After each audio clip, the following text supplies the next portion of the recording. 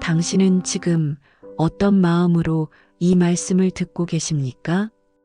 혹시 외롭다고 느끼십니까? 혹시 마음이 아프고 불안하고 앞길이 보이지 않는 상황 속에 계십니까? 병실에서 혼자 시간을 보내시는 분도 있고, 차가운 법정에서 억울함을 호소하는 분도 있고, 매달 쌓여만 가는 고지서를 바라보며 하나님, 정말 계신 겁니까? 제가 이렇게 힘든데 왜 혼자인 것 같을까요? 속으로 묻는 분들도 있을 것입니다. 사랑하는 여러분, 이런 질문은 믿음이 약해서 생기는 게 아닙니다. 진심으로 하나님께 묻는 영혼의 부르짖음입니다. 성경 속 믿음의 사람들도 같은 질문을 했습니다. 다윗도 욥도 선지자들도 하나님 앞에서 울부짖으며 대답을 기다렸습니다. 그러나 그때마다 하나님은 분명한 응답을 주셨습니다. 우리가 붙잡을 말씀 시편 23편도 바로 그 응답 중 하나입니다. 여호와는 나의 목자시니 내게 부족함이 없으리로다. 이 한 구절은 단순한 시가 아닙니다. 수천 년 동안 수많은 영혼이 고난 속에서도 다시 일어서게 한 하나님의 음성입니다. 오늘 이 시간 우리는 시편 23편 말씀 속에서 하나님이 내 목자가 되어 주신다는 확신을 함께 붙잡으려 합니다.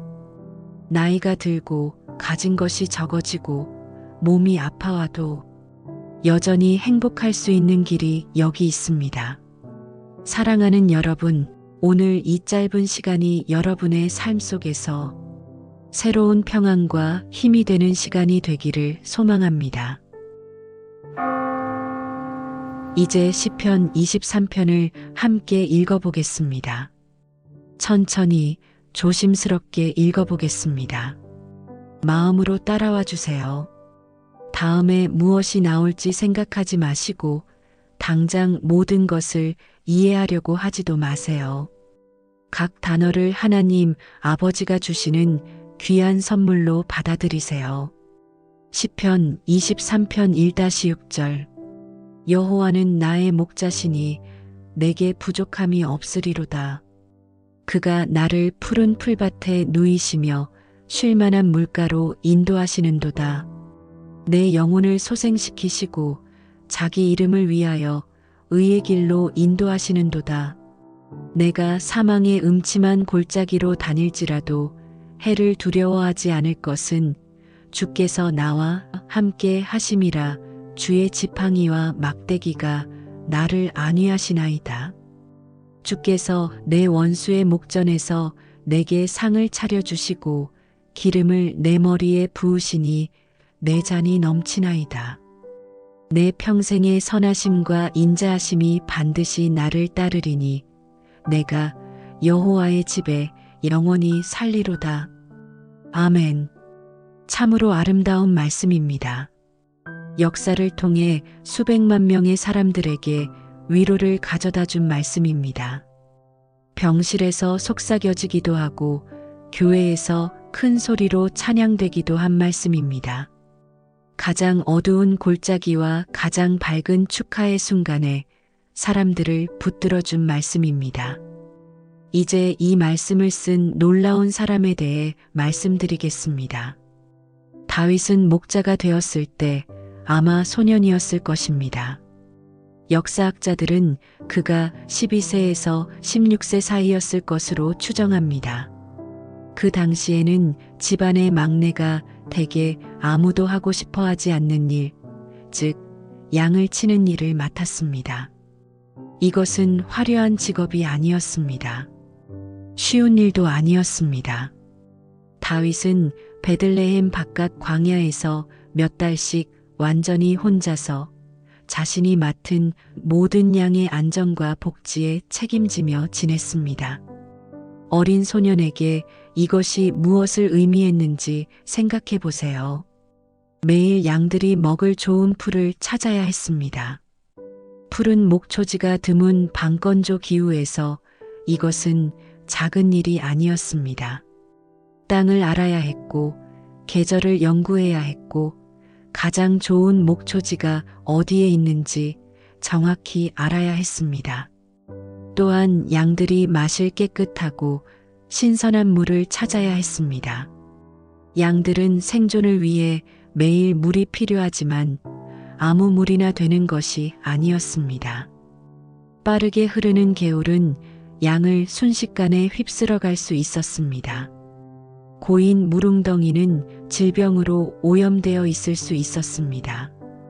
다윗은 안전한 물의 공급원에 대한 전문가가 되어야 했습니다. 하지만 그의 일 중에서 가장 어려운 부분은 보호하는 것이었습니다. 베들레헴 주변의 광야에는 사자, 곰, 늑대, 그리고 다윗의 양떼를 쉬운 먹잇감으로 보는 다른 맹수들이 살고 있었습니다. 이것들은 작고 겁 많은 동물들이 아니었습니다. 많은 노력 없이도 양이나 목자를 죽일 수 있는 강력하고 위험한 동물들이었습니다. 긴 낮 동안 다윗은 양떼를 이끌고 언덕을 건너다니며 끊임없이 위험의 징조를 살폈습니다. 긴 밤 동안에는 작은 모닥불 옆에 앉아서 막대기와 지팡이를 가까이 두고 포식자가 양들에게 접근할지도 모르는 모든 소리에 귀를 기울였습니다. 사무엘상 17장에서 다윗이 개인적으로 양떼를 공격한 사자와 곰을 맨손으로 죽였다고 기록되어 있습니다. 이것은 젊은이가 자랑하거나 자신의 모험담을 과장한 것이 아니었습니다. 자신이 맡은 모든 양이 귀하고 가치 있으며 자신의 생명을 걸고서라도 보호할 가치가 있다고 이해한 목자의 이야기였습니다. 10대 소년이 왜 양을 구하기 위해 모든 것을 걸었을까요? 그것이 바로 좋은 목자가 하는 일이기 때문입니다. 위험이 닥쳤을 때 양떼를 버리지 않습니다. 힘들 때 도망가지 않습니다. 양들과 그들을 위협하는 모든 것 사이에 서서 막아섭니다. 밤낮으로 다윗은 광대한 별 하늘 아래 앉아 양떼에 둘러싸인 채 경계하고 깨어 있었습니다. 그리고 서서히 점차적으로 하나님의 성품과 성격에 대해 깊은 것을 이해하기 시작했습니다. 다윗은 자신이 양들에게 대한 것과 같이 하나님이 자신에게 하신다는 것을 깨달았습니다. 하지만 무한히, 완벽하게, 영원히 더 많이 하신다는 것을 알았습니다. 다윗이 양들을 보호하듯이 하나님이 다윗을 보호하셨습니다. 다윗이 양들을 위해 공급하듯이 하나님이 다윗을 위해 공급하셨습니다. 다윗이 양들을 인도하듯이 하나님이 다윗을 인도하셨습니다. 하지만 하나님은 다윗이 목자로서 할 수 있는 것보다 훨씬 더 많은 분이셨습니다.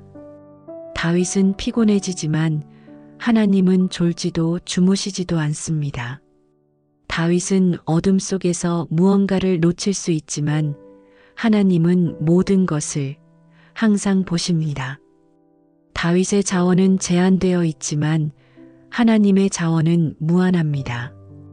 양들을 향한 다윗의 사랑은 진실하지만 하나님의 백성을 향한 사랑은 완전하고 영원합니다. 다윗이 여호와는 나의 목자신이라고 말할 때 그는 듣기 좋은 시적인 표현만 사용하는 것이 아닙니다. 개인적인 경험에 바탕을 둔 선언을 하고 있는 것입니다. 그는 목자가 무엇을 하는지 알고 있습니다. 자신이 살아봤으니까요. 완전히 자신의 돌봄에 의존하는 연약한 피조물들에 대해 완전히 책임을 진다는 것이 무엇을 의미하는지 알고 있습니다. 히브리어로 목자는 라입니다. 이 단어는 멀리서 양들을 지켜보는 것보다 훨씬 많은 의미를 담고 있습니다. 라는 먹이는 것, 돌보는 것, 인도하는 것, 보호하는 것, 친밀하게 아는 것, 다른 이의 복지에 대해 완전한 책임을 지는 것을 포함합니다. 다윗이 주님이 자신의 라아라고 선언할 때 그는 하나님이 자신의 삶의 모든 면에 대해 개인적이고 완전하고 집중적인 책임을 져주셨다고 말하는 것입니다. 영적인 부분만이 아니라 큰 응급 상황만이 아니라 모든 것을 말입니다. 일상의 필요들, 감정적 건강, 신체적 안전, 인간관계, 미래, 삶의 목적까지 모든 것을 말입니다. 하지만 매우 중요한 것을 주목하세요. 다윗은 여호와는 목자신이나 심지어 여호와는 이스라엘의 목자신이라고 하지도 않았습니다. 그는 이것을 강렬하게 개인적이고 개별적으로 만듭니다. 여호와는 나의 목자시니. 이것은 다윗이 온 우주에 전능하신 하나님과 개인적이고 친밀하고 개별적인 관계를 가지고 있다고 주장하는 것입니다. 그는 나는 개인적으로 그분께 속해 있습니다. 그분은 내 이름을 아십니다. 그분은 내 복지에 대해 직접적인 책임을 지기로 선택하셨습니다라고 말하고 있습니다. 이것은 다윗 시대에는 혁명적인 개념이었습니다. 대부분의 사람들은 신들을 멀리 있고 예측할 수 없는 세력으로 생각했습니다. 올바른 의식을 행하거나 적절한 제물을 드리면 도와줄 수도 있는 존재로 여겼습니다. 하지만 다윗은 자신의 경험을 통해 이스라엘의 여호와 하나님이 완전히 다르다는 것을 발견했습니다. 하나님은 멀리 계시지 않았습니다. 가까이 계셨습니다. 예측할 수 없는 분이 아니었습니다. 신실하셨습니다. 무관심하지 않으셨습니다. 그분을 신뢰하는 모든 개인의 복지에 깊이 개인적으로 투자하고 계셨습니다. 여기 우리가 이해해야 할 놀라운 진리가 있습니다. 3000년 전에 다윗의 목자였던 바로 그 하나님이 오늘 여러분의 목자가 되기를 원하십니다.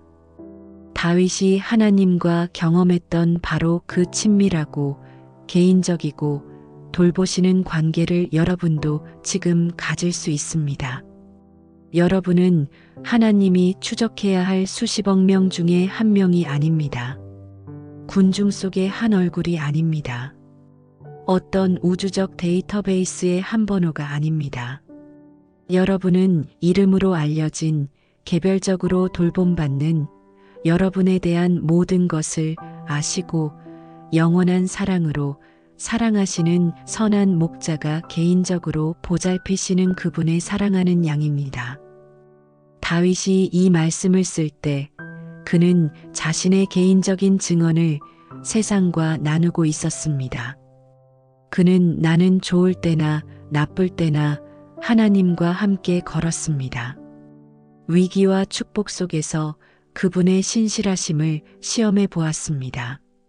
내 생명을 그분께 맡겼는데 그분은 한 번도 절대로 나를 실망시키지 않으셨습니다라고 말하고 있었습니다. 오늘 여러분도 다윗이 발견한 것과 같은 것을 발견할 수 있습니다. 온 우주의 하나님이 여러분의 개인적인 목자가 된다는 것이 무엇을 의미하는지 배울 수 있습니다. 여러분의 삶, 여러분의 환경, 여러분의 미래를 보는 방식을 변화시킬 방법으로 그분의 사랑과 돌봄과 보호와 공급을 경험할 수 있습니다. 고대의 들판에서 다윗을 지켜보셨던 바로 그 하나님이 바로 지금 이 순간에도 여러분을 지켜보고 계십니다. 그분은 변하지 않으셨습니다. 그분의 사랑이 차갑게 식지 않았습니다. 그분의 능력이 약해지지 않았습니다. 그분의 양들에 대한 헌신은 다윗이 처음 이 말씀을 쓸 때와 똑같이 오늘도 강합니다. 20편의 구체적인 약속들과 공급들을 더 깊이 탐구할 준비를 하면서 이 근본적인 진리를 기억하세요. 이것들은 단지 다윗의 믿음의 말이 아닙니다. 이것들은 여러분에게 주시는 하나님의 개인적인 약속들입니다. 여호와는 나의 목자신이라고 읽을 때 그것은 하나님 자신이 여러분을 다윗이 누렸던 바로 그 관계로 초대하시는 것입니다. 여러분은 선한 목자께 속해 있습니다. 그리고 선한 목자는 절대로 자신의 양들을 버리지 않으십니다. 이제 이 장엄한 시편의 각 구절을 조심스럽고 사려 깊게 살펴보겠습니다. 여러분의 목자가 여러분을 위해 무엇을 하기 원하시는지, 어떻게 돌보기 원하시는지, 어떤 관계를 원하시는지를 발견해 보겠습니다. 여호와는 나의 목자시니 내게 부족함이 없으리로다. 바로 여기 맨 처음에서 잠깐 멈춰 보겠습니다. 이 간단한 10단어가 여러분의 삶에 대한 전체적인 관점을 변화시킬 수 있는 충분한 진리를 담고 있기 때문입니다.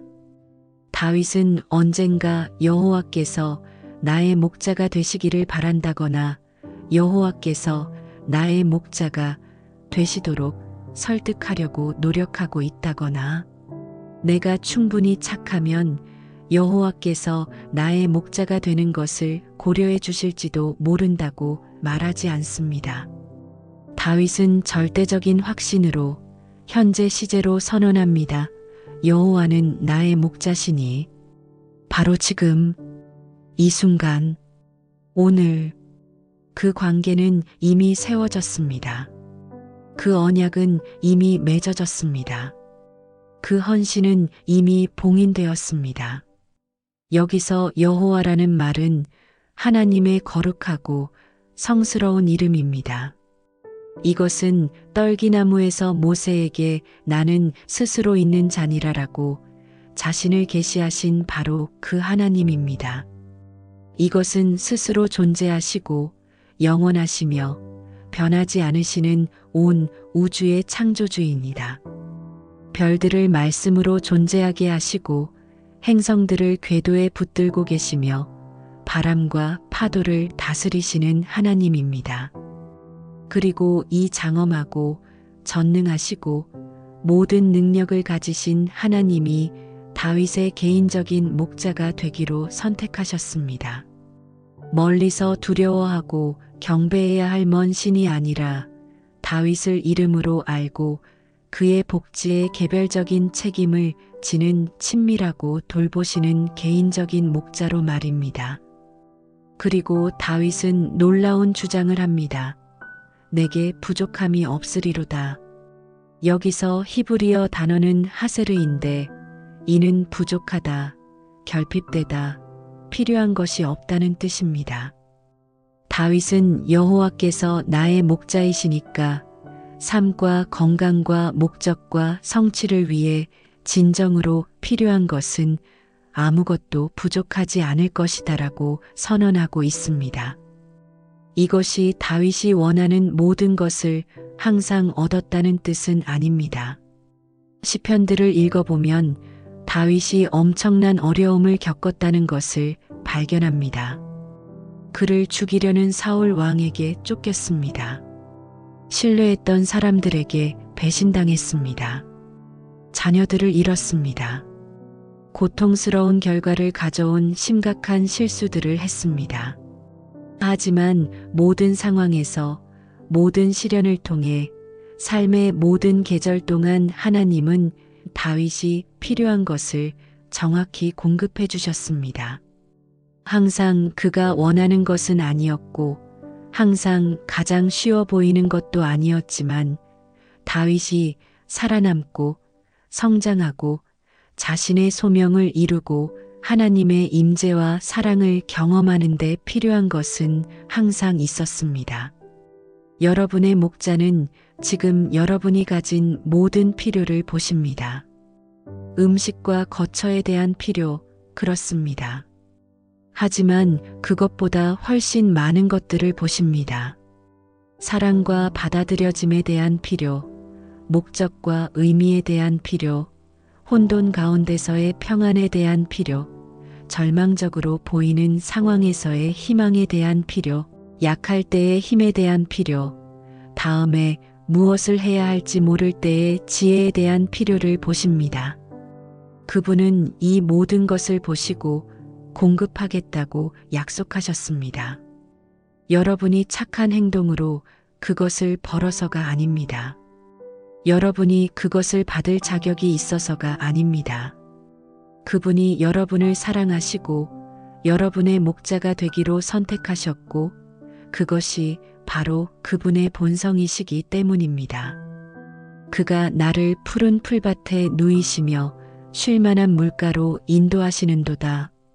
여기서 우리는 여러분을 놀라게 할 수도 있는 것을 발견합니다.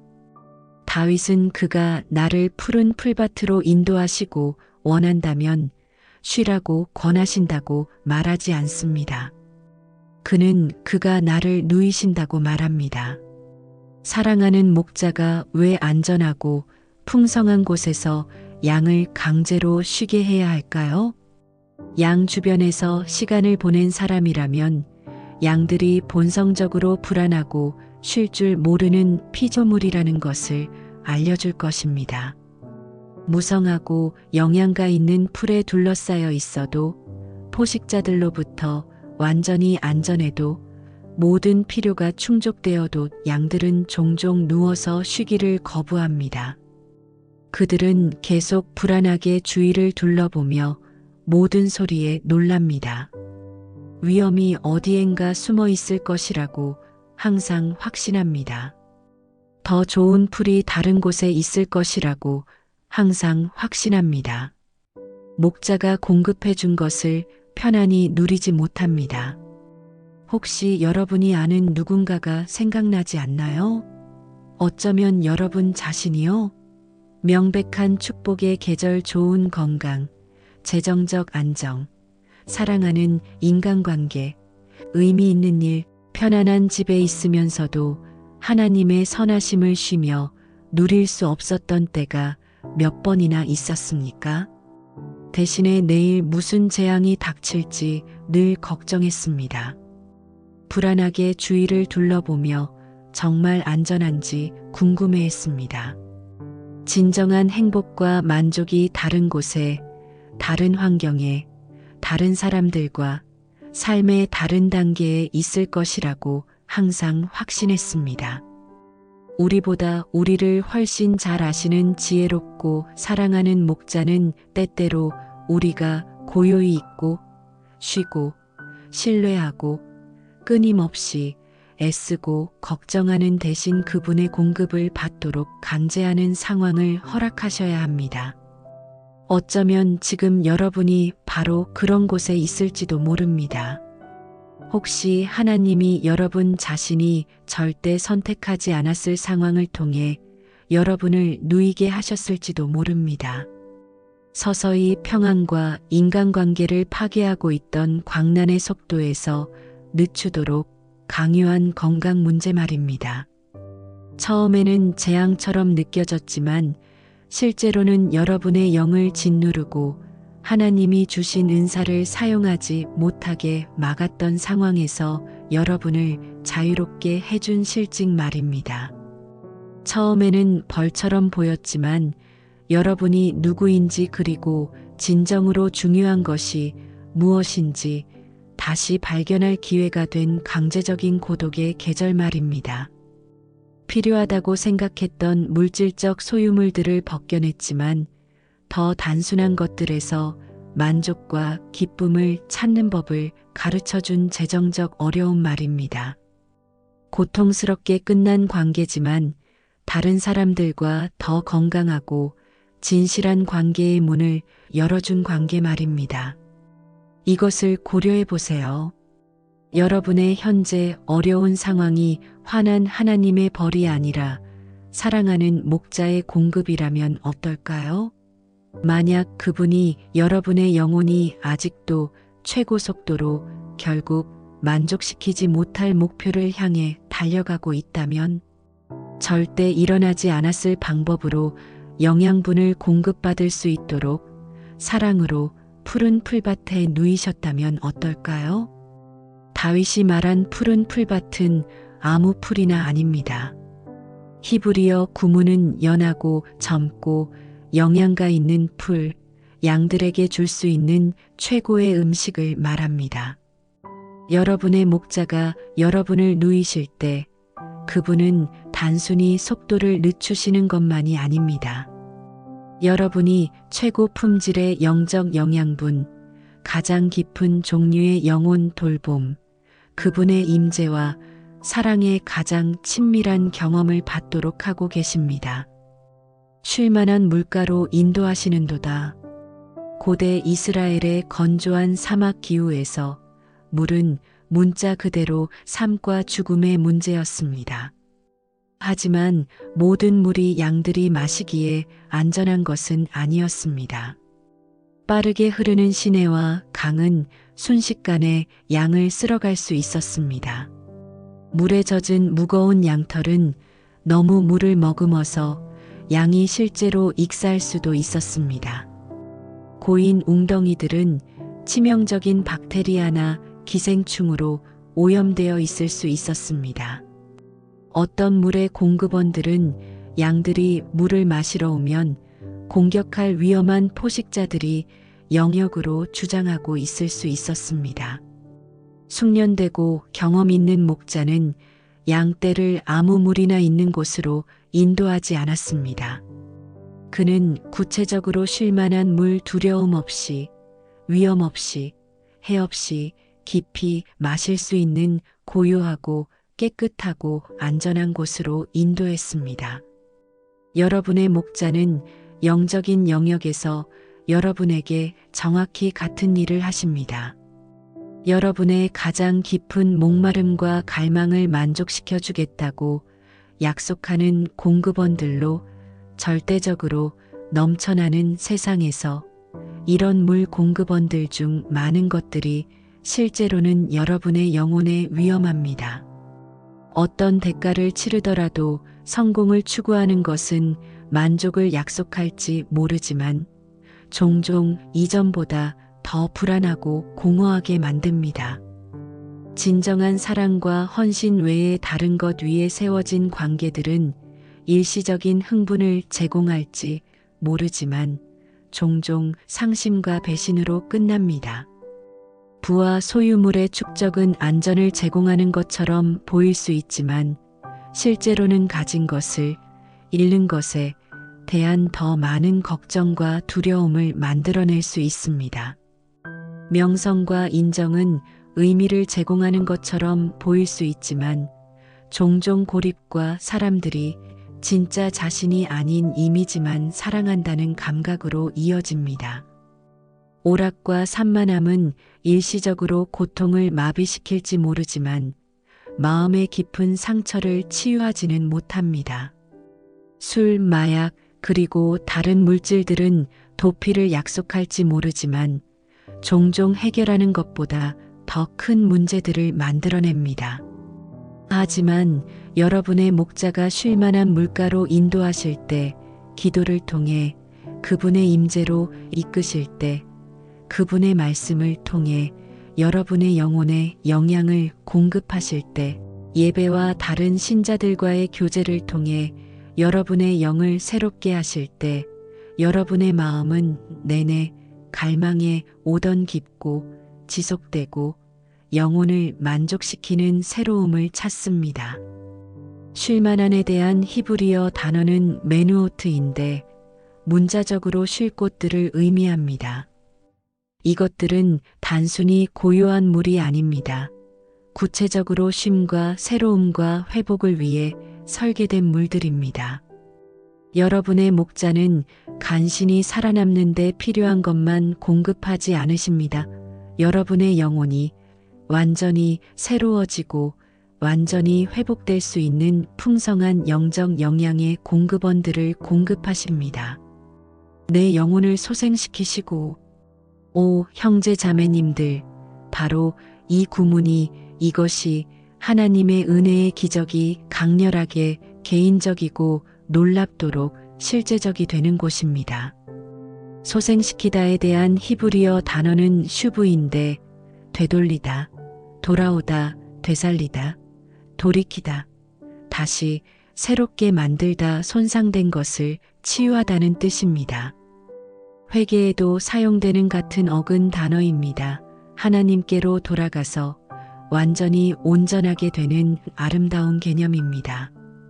여러분의 영혼, 여러분의 내면의 삶, 감정적이고 영적인 안녕, 기쁨과 평안과 사랑과 희망에 대한 능력이 소진되고 손상되고 상처받고 딱딱해질 수 있습니다. 어쩌면 완전히 신뢰했던 누군가의 배신으로 여러분의 영혼이 상처받았을지 모릅니다. 서약을 어긴 배우자, 비밀을 누설한 친구, 가장 필요할 때 등을 돌린 가족, 자신의 지위를 남용하고 깊이 상처 준 지도자나 멘토 말입니다.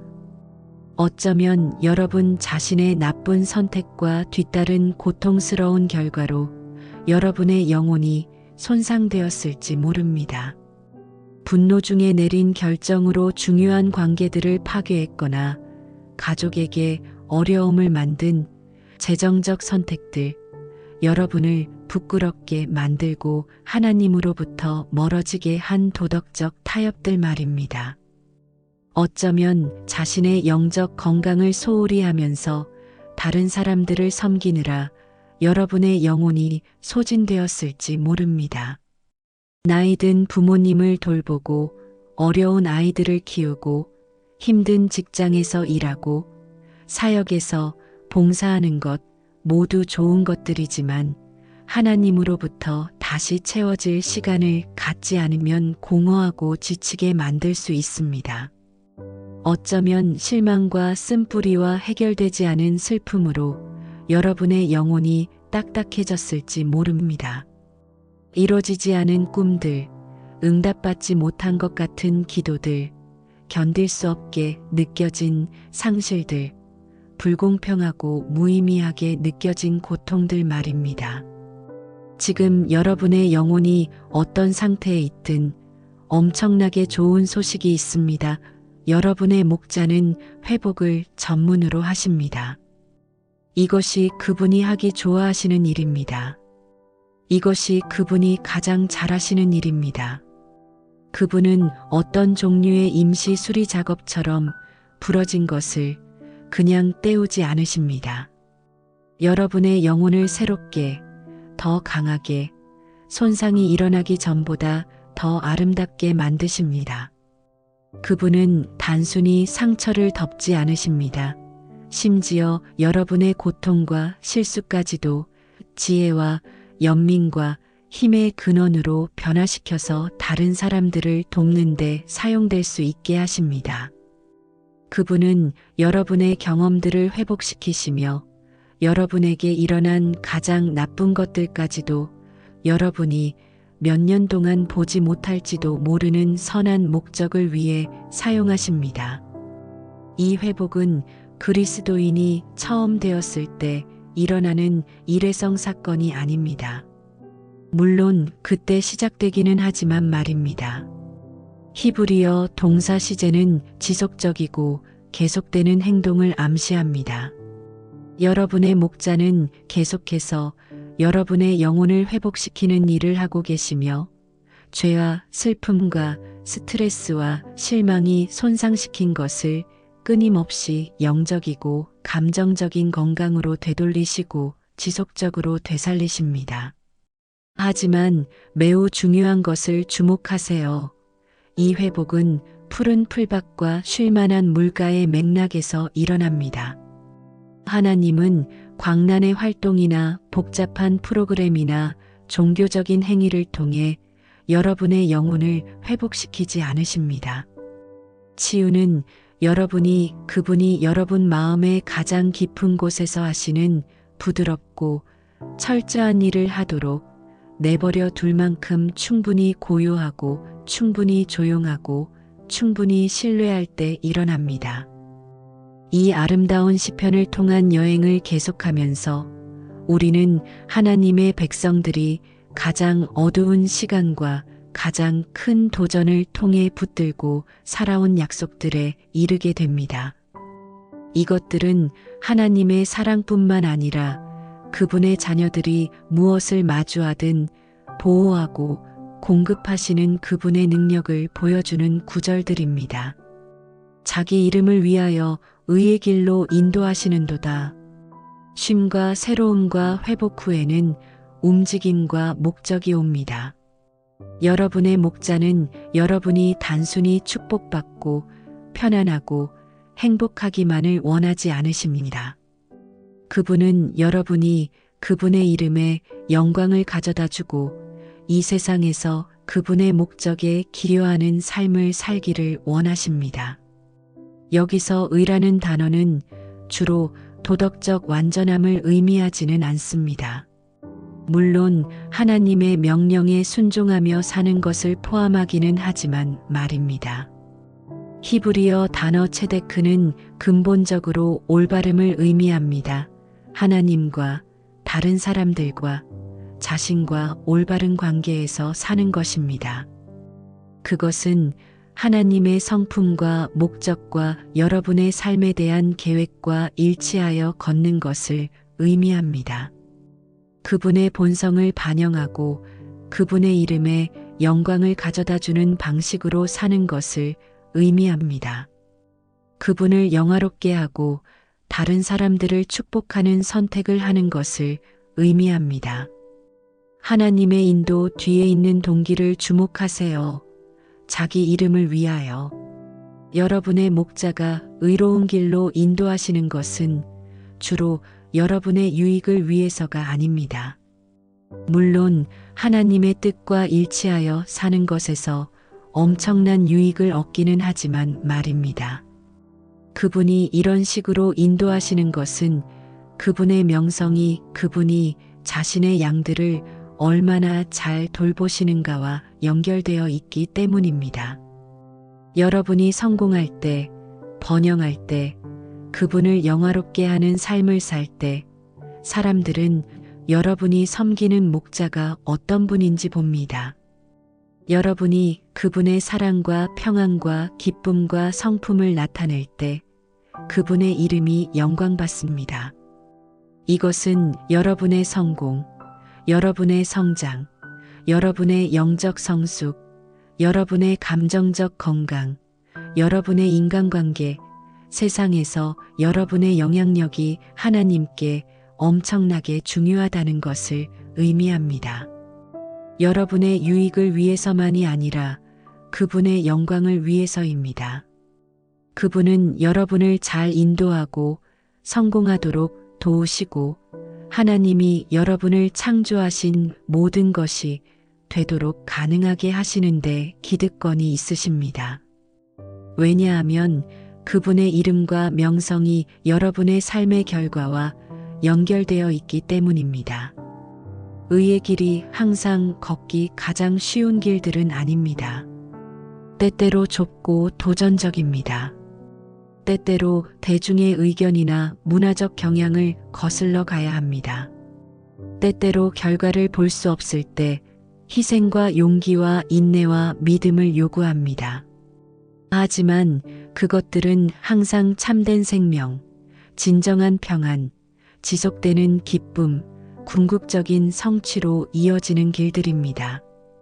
그것들은 항상 그 순간에는 명백한 선택처럼 보이지 않을지라도 하나님이 장기적으로 여러분에게 가장 좋을 것이라고 아시는 길들입니다. 내가 사망의 음침한 골짜기로 다닐지라도 해를 두려워하지 않을 것은 주께서 나와 함께 하심이라. 주의 지팡이와 막대기가 나를 안위하시나이다. 이제 우리는 이 시편의 핵심에 도달합니다. 역사를 통해 수백만 명의 신자들이 가장 어둡고 가장 무섭고 가장 압도적인 순간들을 마주했을 때 위로를 가져다 준 구절들입니다. 여기서 다윗은 모든 정직한 사람이 알고 있지만 많은 사람들이 생각하기를 피하려고 하는 것을 용감하게 인정합니다. 삶은 불가피하게 어두운 골짜기들, 위험한 통로들, 모든 것이 불확실하고 위험하고 무서워 보이는 계절들을 포함한다는 것입니다. 사망의 음침한 골짜기라는 히브리어 구문은 게이 찰마웨시인데 문자적으로 깊은 어둠의 골짜기 또는 죽음의 그림자 골짜기를 의미합니다. 이것들은 고대 팔레스타인의 실제 지리적 장소들이었습니다. 가파른 산들 사이의 좁고 구불구불한 통로들로 여행자들이 도적이나 야생동물이나 적군의 공격에 가장 취약했던 곳들입니다. 양쪽의 높은 벽들이 대부분의 햇빛을 차단하여 낮에도 우울하고 불길한 분위기를 만들었습니다. 이 골짜기들은 한 지역에서 다른 지역으로 여행하는 모든 사람에게 피할 수 없는 통로였지만 안전하게 통과하려면 용기와 준비와 종종 신의 보호가 필요한 진짜 위험한 곳들이었습니다. 하지만 다윗은 이 생생하고 강력한 이미지를 사용해서 모든 것이 어둡고 절망적이고 위협적으로 보이는 삶에 피할 수 없는 계절들을 묘사합니다. 어쩌면 그것은 여러분의 안정감을 완전히 산산조각내고 예상치 못한 방식으로 자신의 유한함과 마주하도록 강요한 말기 진단일지 모릅니다. 의사의 말이 계속 머릿속에서 맴돌고 갑자기 미래에 대한 모든 계획이 무의미하고 불확실해 보입니다. 어쩌면 그것은 절대 없이는 살 수 없다고 상상했던 누군가의 파괴적이고 가슴 아픈 상실일지 모릅니다. 수십 년간의 가장 친한 친구이자 가장 가까운 동반자였던 배우자, 비극적으로 짧게 끝난 자녀의 생명, 삶의 모든 도전을 통해 여러분의 다치자 안내자였던 부모님 말입니다. 어쩌면 그것은 여러분이 수년간 일해온 모든 것, 가족에게 안정과 정체성과 안정을 제공한다고 생각했던 모든 것을 벗겨낸 재정적 파멸일지 모릅니다. 수치심과 두려움이 압도적으로 느껴지고 어떻게 다시 재건할 수 있을지, 의존하는 사람들을 어떻게 부양할 수 있을지 모르겠습니다. 어쩌면 그것은 여러분의 모든 노력에도 불구하고 무너지고 있는 결혼이나 파괴적인 길을 선택하고 도움받으려는 여러분의 모든 시도를 거부하는 자녀나 여러분을 자신과 자신의 삶에 낯선 사람으로 느끼게 만든 정신건강 위기일지 모릅니다. 어쩌면 그것은 단순히 깨어진 타락한 세상에서 사는 것에 누적된 무게일지 모릅니다. 끊임없는 나쁜 소식, 현대 생활의 외로움, 한때 믿고 의지했던 모든 것이 의문시되고 공격받고 주변에서 무너지고 있다는 감각 말입니다. 이런 골짜기들은 절대적으로 실제입니다. 위험은 진실하고 심각합니다. 어둠은 상상이나 과장이 아닙니다. 두려움은 약한 믿음이나 하나님에 대한 불충분한 신뢰의 증거가 아닙니다. 하나님을 깊이 사랑하고 신실하게 따르는 사람들도 때때로 희망을 찾기 어렵고 하나님이 멀고 침묵하시는 것 같은 깊은 어둠의 장소에서 자신을 발견하게 될 것입니다. 다윗은 고통의 현실을 축소하지 않으며 하나님에 대한 믿음이 우리를 삶의 어려움과 상심으로부터 면역이 되게 만든다고 가정하지 않습니다. 그는 하나님의 백성들도 희망을 찾기 어렵고 하나님이 멀고 침묵하시는 것 같은 골짜기들을 걸을 것이라고 정직하게 인정합니다. 하지만 다윗이 골짜기에 들어갈 때 일어나는 절대적으로 중요한 것을 주목하세요.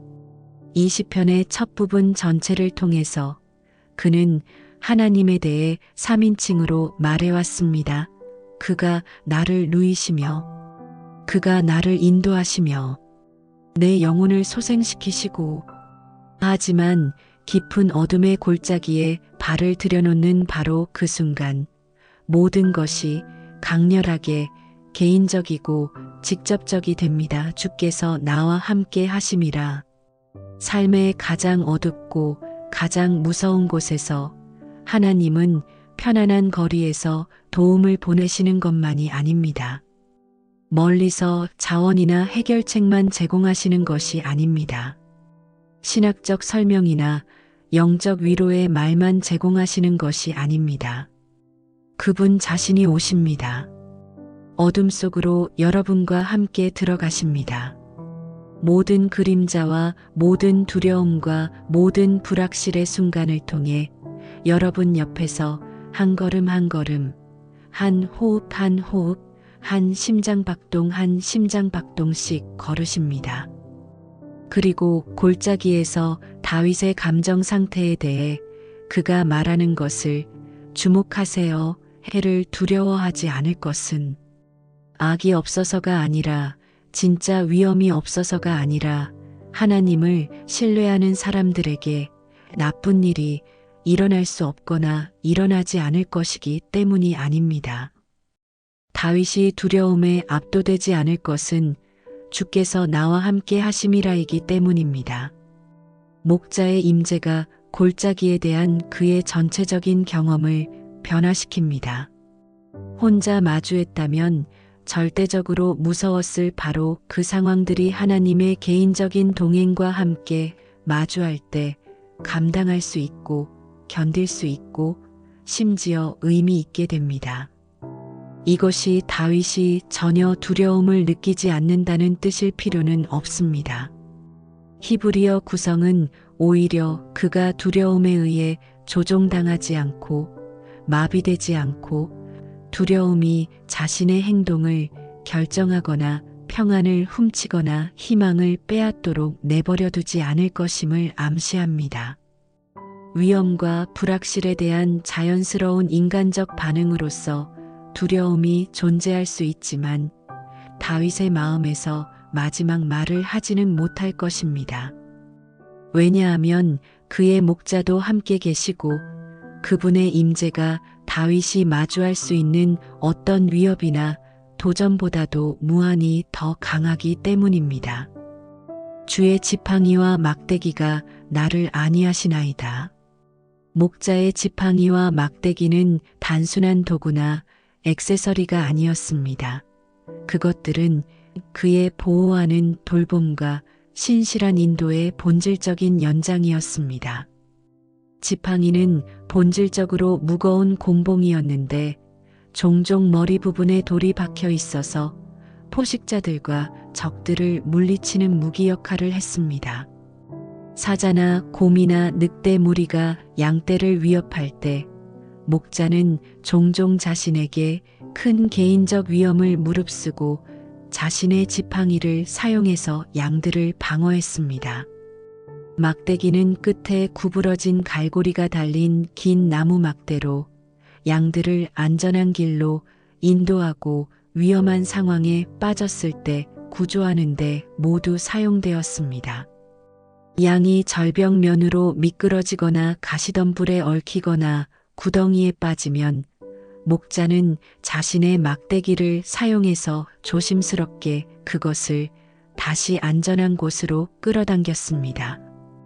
다윗이 이런 도구들이 그를 안위한다고 말할 때 그는 자신의 목자가 완전히 갖춰져 있고 여러분의 복지를 위협하는 무엇이든 방어하고 위험한 상황들로부터 여러분을 구조할 완전한 준비가 되어 있다는 것을 아는 것이 그의 근심하는 마음에 깊은 평안과 안전을 가져다 준다고 선언하고 있습니다.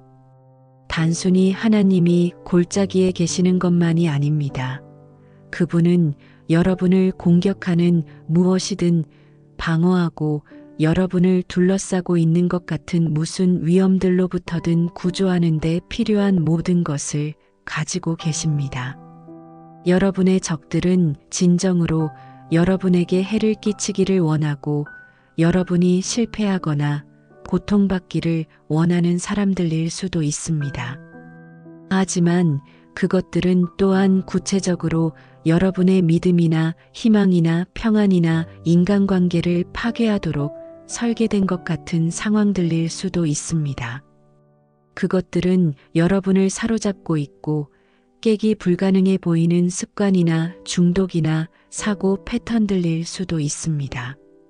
그것들은 여러분의 마음을 괴롭히고 잠을 빼앗는 두려움과 불안들일 수도 있습니다. 그것들은 여러분의 기쁨을 훔치고 평안을 빼앗고 하나님이 정말로 여러분을 사랑하지 않는다고 확신시키려고 하는 어둠의 영적 세력들일 수도 있습니다. 여러분의 영적, 감정적 또는 육체적 복지를 위협하는 것이 무엇이든 여러분의 목자는 그것을 다루기에 완전히 갖춰져 계십니다. 그분의 지팡이와 막대기, 그분의 능력, 그분의 권위, 그분의 지혜, 그분의 사랑, 이 여러분을 방어하고 구조할 준비가 되어 있습니다. 주께서 내 원수의 목전에서 내게 상을 차려주시고 기름을 내 머리에 부으시니 내 잔이 넘치나이다. 이 아름다운 구절은 우리 목자의 성품과 우리 삶에 대한 그분의 의도에 대해 절대적으로 놀라운 것을 보여줍니다. 그분은 우리가 어려운 때를 간신히 살아남거나 어려움을 겨우 헤쳐나가도록 도우시는 것만이 아닙니다. 그분은 도전적인 상황의 한복판에서 축복과 축하와 풍성함을 준비하십니다. 이 구절은 목자 이미지에서 환대의 이미지로 바뀌는 것 같지만 실제로는 이것이 고대 이스라엘의 목자들 사이에서는 매우 일반적이고 필요한 관행이었습니다. 여름달 동안 목자들은 풀이 가장 풍부하고 영양가 있고 푸른 높은 산 목초지로 양떼를 데려갔습니다. 하지만 새로운 방목 지역으로 양떼를 데려오기 전에 조심하고 경험 있는 목자는 양떼 앞서가서 철저히 상을 차리곤 했습니다. 양들이 풀을 뜯고 쉴 평평하고 열린 급식 지역 말입니다. 이 준비는 광범위하고 절대적으로 필수적이었습니다. 먹으면 양들을 해치거나 죽일 수 있는 독성 식물들을 조심스럽게 제거하는 것을 포함했습니다. 양들이 발을 디디고 다리를 부러뜨릴 수 있는 위험한 구멍이나 틈을 메우는 것을 의미했습니다.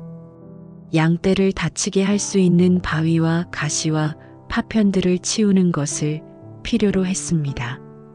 목자는 또한 그 지역이 방어할 수 있는지 포식자들이 접근할 경우 좋은 시야와 탈출 경로가 있는지 확인했습니다.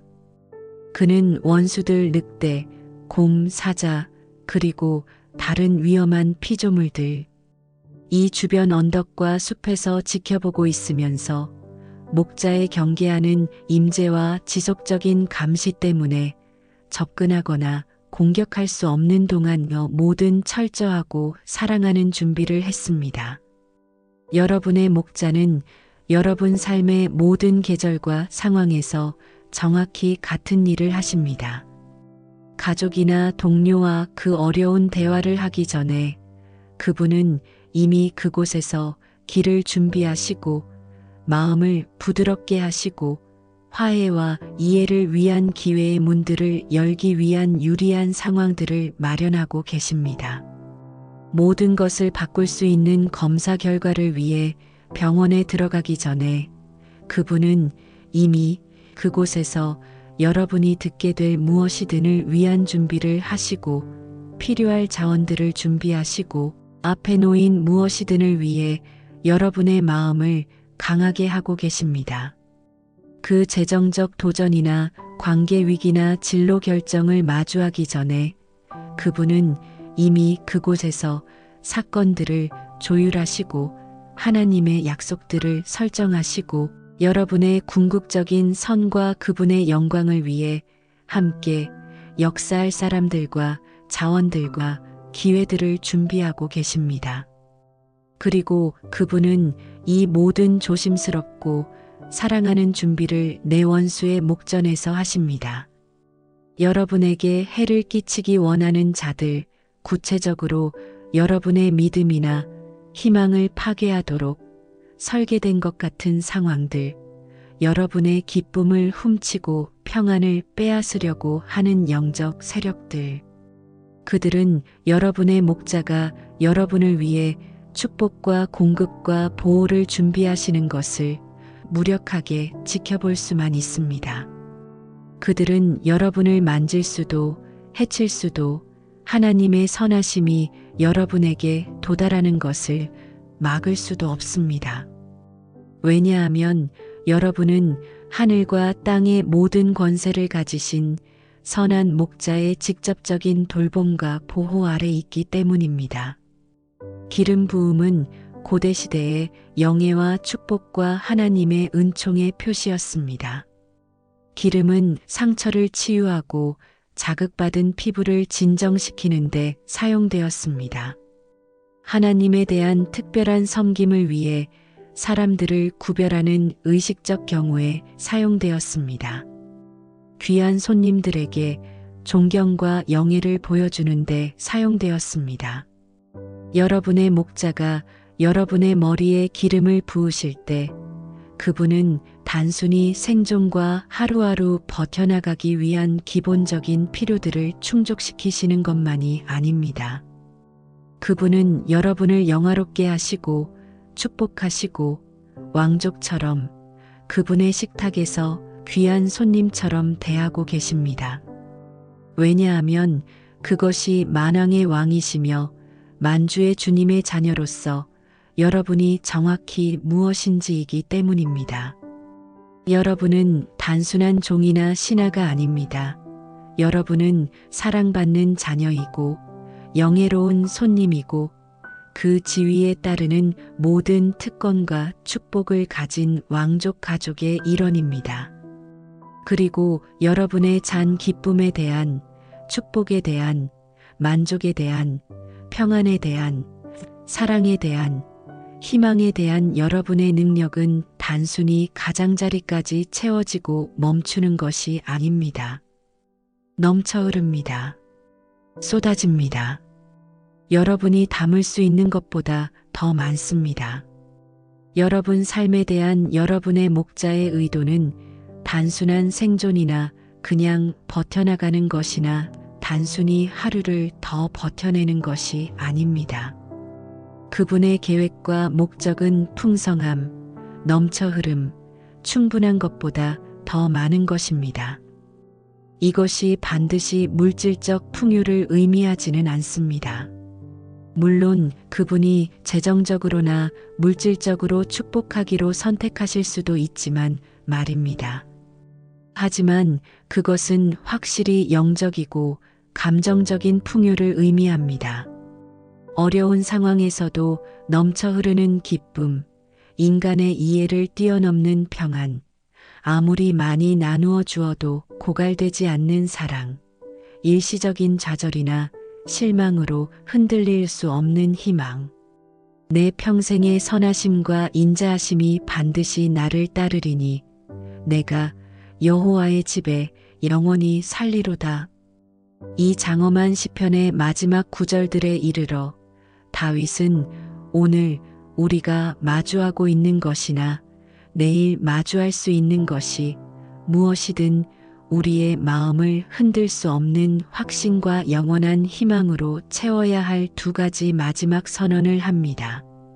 첫째, 그는 절대적인 확실성으로 내 평생의 선하심과 인자하심이 반드시 나를 따르리니라고 선언합니다. 여기서 따르다에 대한 히브리어 단어는 실제로 그 의미에서 꽤 공격적이고 능동적입니다. 마이너스 추적하다, 쫓다, 결단과 끈기로 사냥하다, 추격하다에 사용되는 같은 단어입니다. 하나님의 선하심과 인자하심은 단순히 부드러운 미풍이나 먼 메아리처럼 여러분 뒤에서 수동적으로 따라오지 않습니다. 그것들은 능동적으로, 공격적으로, 끈질기게 여러분을 추적하고 쫓아오고 단일한 결단으로 여러분을 사냥하며 여러분을 따라잡고 상상할 수 있는 것보다 더 많은 사랑과 은혜와 축복으로 여러분을 압도하는 것에 절대적으로 헌신하고 있습니다. 이 놀라운 현실을 잠깐 생각해 보세요. 바로 지금 이 순간에 여러분이 어디에 있든 무엇을 했든 하나님으로부터 얼마나 멀리 느끼든 그분의 선하심과 인자하심이 여러분의 삶을 뜨겁게 추격하고 있습니다. 그것들은 가장 숙련된 사냥꾼들처럼 여러분을 추적하고 있으며 모든 흔적을 따라가고 모든 은신처를 조사하며 여러분을 찾아서 상상할 수 있는 것보다 더 많은 사랑과 은혜와 축복으로 여러분을 쏟아부을 것을 결단하고 있습니다. 인생에서 어디로 가든 하나님의 선하심이 그곳으로 여러분을 추격하고 있습니다. 얼마나 많은 실수를 하든, 얼마나 많이 실패하거나 부족하든 그분의 인자하심이 여러분을 쫓아와서 용서하고 회복시키고 새로운 시작과 새 출발을 줄 준비가 되어 있습니다. 하나님의 최선의 길에서 얼마나 멀리 방황하든 그분의 사랑이 여러분을 사냥하고 있으며 여러분의 이름을 부르고 그분과의 관계로 다시 이끌어드리고 있습니다. 하나님의 선하심과 인자하심의 이 끈질긴 추격은 내 평생에 계속될 것입니다. 모든 것이 잘 풀려가는 좋은 날들만이 아닙니다.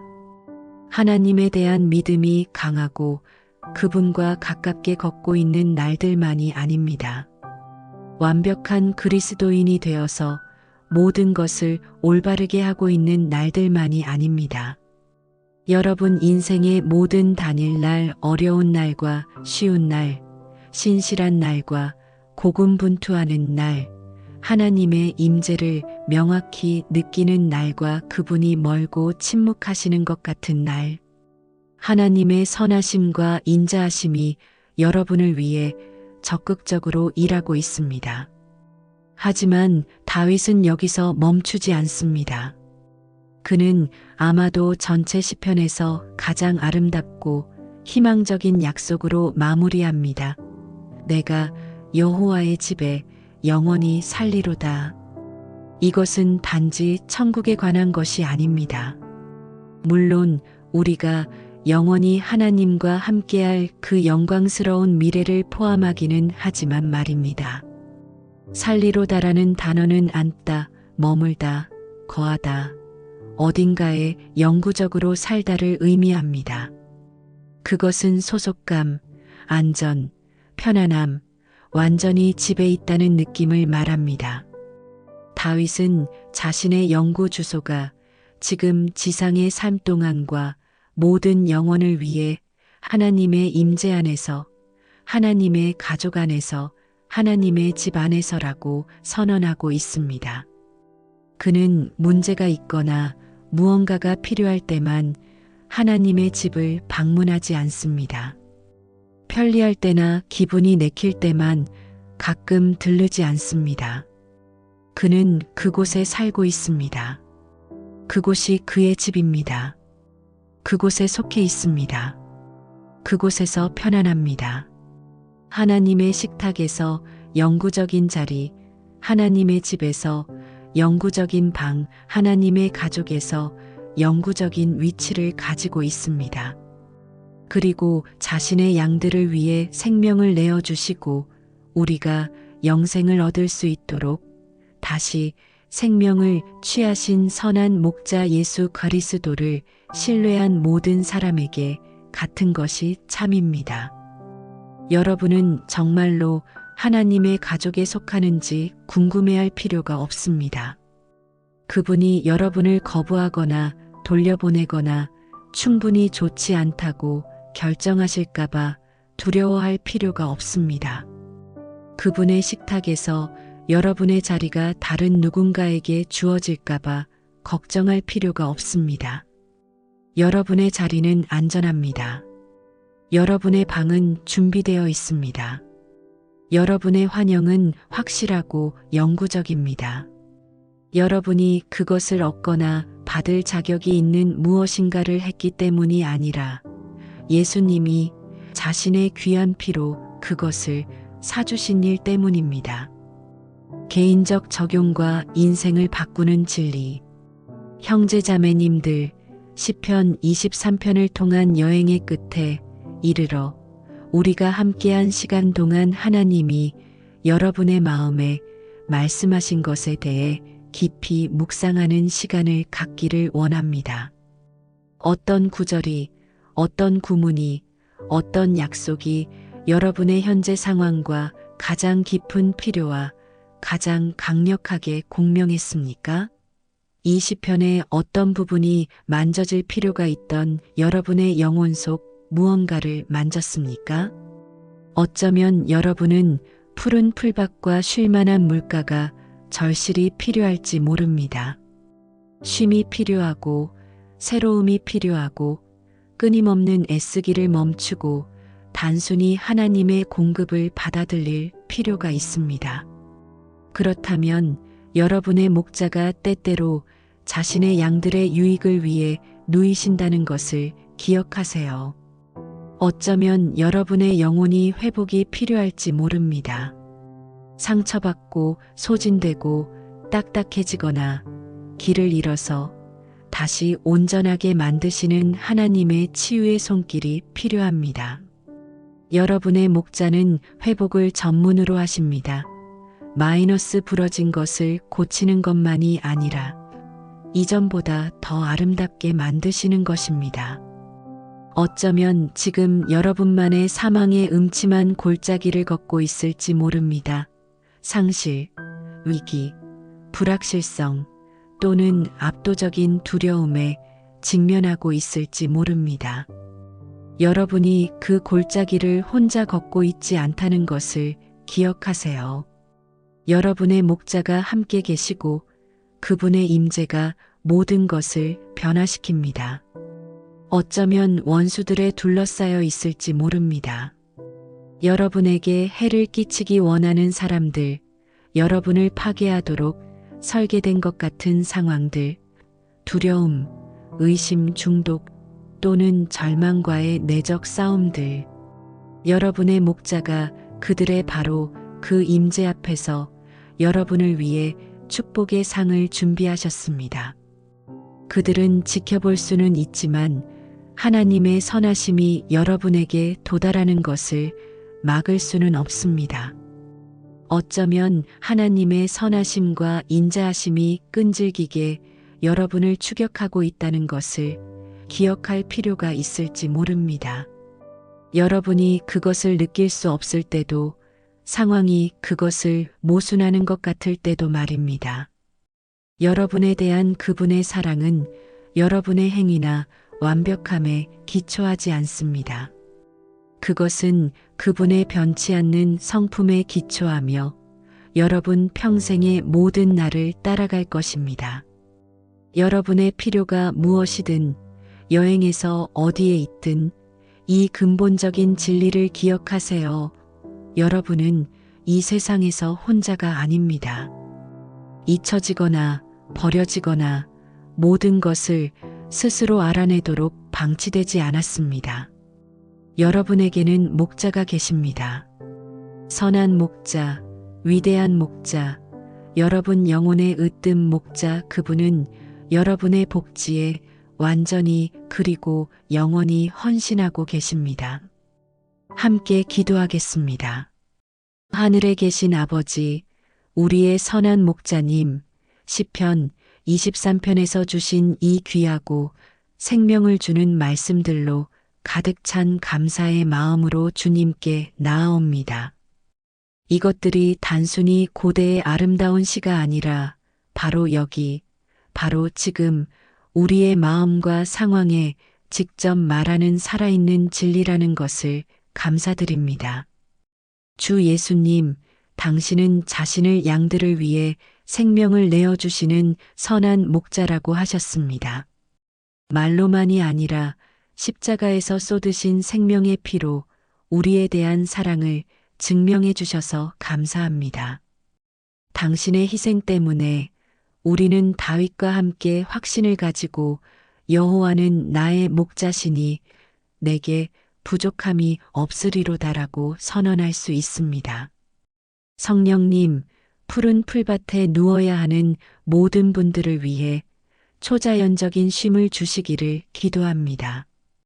결코 멈추지 않는 세상에서 압도적이고 지치게 느껴지는 삶에서 오직 주님으로부터 오는 깊은 영혼 차원의 쉼을 공급해 주세요. 쉴만한 물가로 인도받아야 하는 분들을 위해 그들을 영적 새로움의 안전한 곳으로 인도해 주세요. 주님의 임재에서, 주님의 말씀에서, 주님의 백성에서, 주님의 목적에서 참으로 만족시키는 생수가 어디서 발견되는지 보여주세요. 그들이 깊이 마시고 완전히 새로워지도록 도와주세요. 영혼이 절망적으로 회복이 필요한 분들을 위해 주님의 치유의 손길을 구합니다. 배신으로 상처받고 계속 주기만 하고 받지 못함으로 소진되고 잘못된 선택으로 손상되고 실망과 고통으로 딱딱해진 것들을 주님 회복시켜 주세요. 새롭게 만들어 주세요. 온전하게 만들어 주세요. 이전보다 더 강하고 더 아름답게 만들어 주세요. 지금 어두운 골짜기를 걷고 있는 분들을 위해 주님의 임재를 실감나고 의심할 수 없게 인식하게 해주시기를 기도합니다. 앞길을 볼 수 없을 때 주님이 인도하고 계신다는 것을 신뢰하도록 도와주세요. 두려움이 압도하려고 할 때 주님이 함께 계시다는 것을 기억나게 해주세요. 주의 지팡이와 막대기가 불안한 마음에 위로와 안전을 가져다 주게 하소서. 어떤 종류든 원수들을 마주하고 있는 분들을 위해 주님이 공급과 보호의 상을 준비해 주시기를 기도합니다. 그들을 위해 주님의 능력을 보여주세요. 그들의 삶에서 주님의 은총을 나타내 주세요. 그들의 원수들이 이들이 주님의 사랑받는 양이며 주님의 돌봄과 보호 아래 있다는 것을 명확히 보게 하고서 아버지, 각 사람에게 주님의 축복과 하나님의 은총의 기름을 부어주시기를 기도합니다. 기본적인 필요만 채우지 마시고 그들의 기대를 뛰어넘어 주세요. 주님의 선하심의 풍성함을 보여주세요. 그들의 잔이 주님의 선하심, 주님의 기쁨, 주님의 평안, 주님의 희망으로 넘쳐 흐르게 하소서. 그리고 주님, 선하심과 인자하심이 주님의 각 자녀를 끈질기게 추격할 것이라는 주님의 약속을 주장합니다. 그들이 주님의 선하심을 볼 수 없을 때 그것이 있다는 것을 신뢰하도록 도와주세요. 상황이 주님의 인자하심을 모순하는 것 같을 때 주님의 사랑이 그들의 일시적 상황보다 크다는 것을 기억하도록 도와주세요. 우리가 주님의 집에 영원히 살게 된다는 것을 감사드립니다.